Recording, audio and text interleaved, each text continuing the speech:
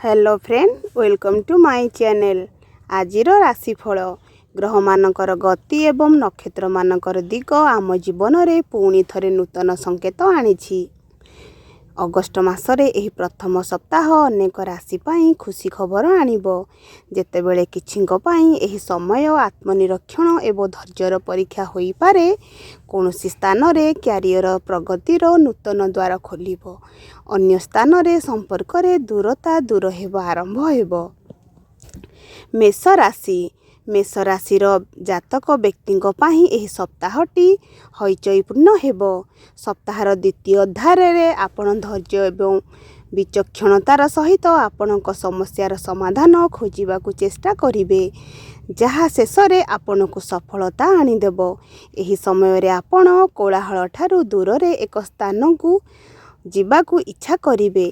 आपण आपणकर अधिकांश समय चिंतन रे बिताइबे। एही सप्ताहटी संपर्क दृष्टिकोणरू मिश्रित फलाफल देबो।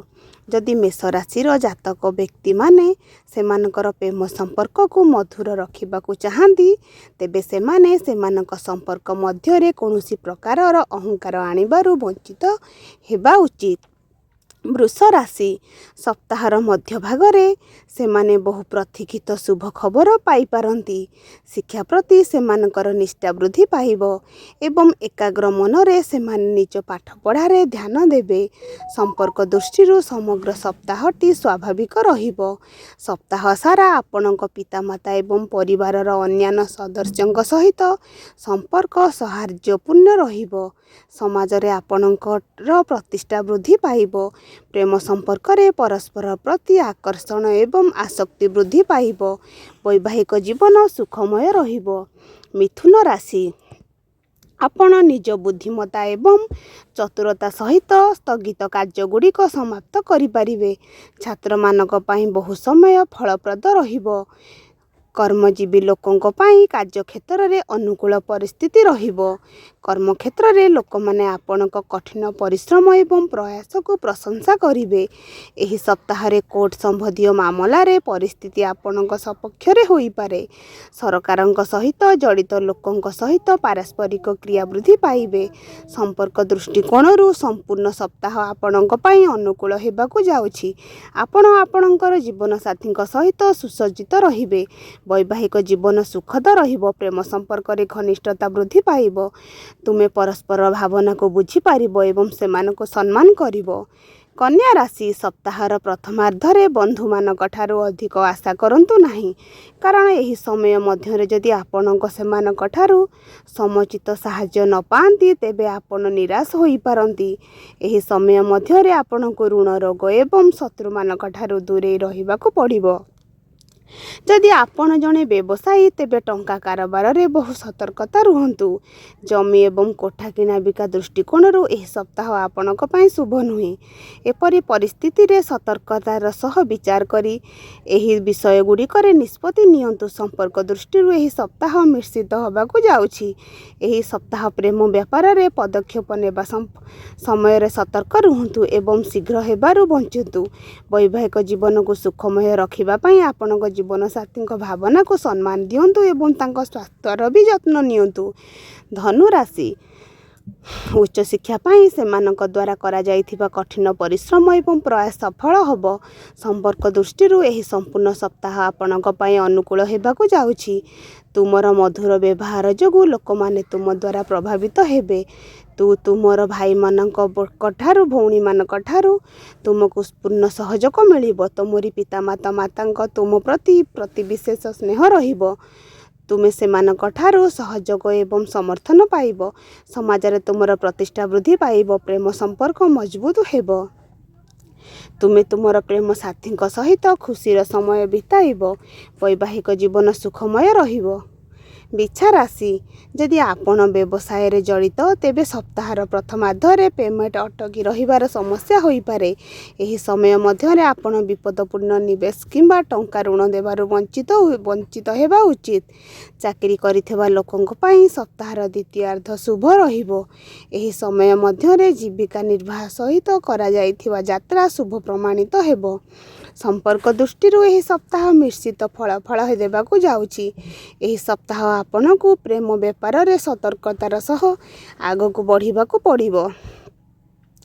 ପ୍ରେମ ସମ୍ପର୍କକୁ ମଧୁର ରଖିବା ପାଇଁ ଆପଣଙ୍କ ପ୍ରେମ ସାଥୀଙ୍କ ସହ ବାଦବିବାଦ କରିବାରୁ ଦୂରେଇ ରୁହନ୍ତୁ। ଏହି ସପ୍ତାହରେ ସ୍ୱାମୀ ଏବଂ ସ୍ତ୍ରୀଙ୍କ ମଧ୍ୟରେ ସମନ୍ୱୟ ହ୍ରାସ ପାଇବ। ତୁଳା ରାଶି, ଏହି ସପ୍ତାହରେ ଆପଣଙ୍କ ପରିବାର ସଦସ୍ୟଙ୍କ ସହିତ ଉତ୍ତମ ସମନ୍ୱୟ ରହିବ।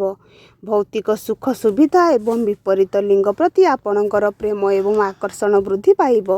ଯଦି ଆପଣ ପୂର୍ବରୁ ପ୍ରେମ ସମ୍ପର୍କରେ ଅଛନ୍ତି ତେବେ ଆପଣଙ୍କର ପ୍ରେମ ସାଥୀଙ୍କ ସହିତ ଗୁଣାତ୍ମକ ସମୟ ବିତାଇ ପାଇବେ।